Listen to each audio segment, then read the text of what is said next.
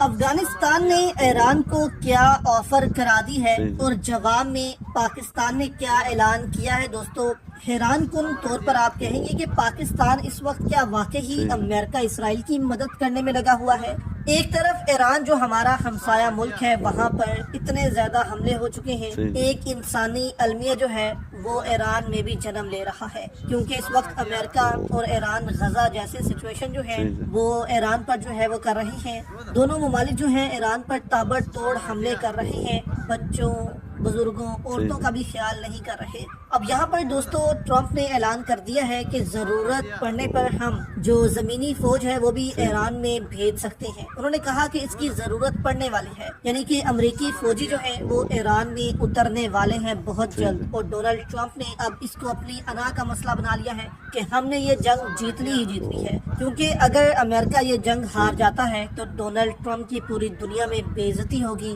اور Donald Trump رسوا ہوں گے۔ اسی وجہ سے ڈونلڈ ٹرمپ چاہتے ہیں کہ وہ زمینی فوج جو ہے وہ ایران میں بھیجے، لیکن زمینی فوج ایران میں بھیجنا اتنا آسان نہیں۔ اگر زمینی فوج ایران میں بھیجی جاتی ہے تو ایرانی فوج جو ہے ان کا بہت برا حال ہونے والا ہے۔ اسی کو لے کر افغانستان نے ایران کو دوستو ایک آفر کر دی ہے۔ افغانی وزیر خارجہ نے ایرانی وزیر خارجہ کو فون کرتے ہوئے کہا کہ امریکہ اور اسرائیل دونوں دہشت گرد اور مجرم ہیں، افغانستان ہر حالات میں ایران کے ساتھ کھڑا ہے، سرحد کی پرواہ نہ کرے، افغان حکومت خود سرحدی خطرات کو سنبھالے گی۔ یعنی انہوں نے ایک طرح سے کہا ہے کہ ہمسایہ اور مسلمان ہونے کے ناطے جتنا ہم سے ہو سکا ایران کی مدد کریں گے، ہم عربوں کی طرح بزدل اور غلام نہیں ہیں۔ یعنی کہ ایک طرح سے اشارہ ان کا پاکستان کی طرف بھی تھا کہ پاکستان جو ہے وہ کیا حرکتیں کر رہا ہے، عرب کیا حرکتیں کر رہی ہیں، لیکن ہم امریکہ کے خلاف ایران کے ساتھ کھڑے رہیں گے۔ یعنی ایک طرح سے افغانستان نے یہ آفر ایران کو دوستو کر دی ہے کہ اگر زمینی فوج امریکہ اتارتا ہے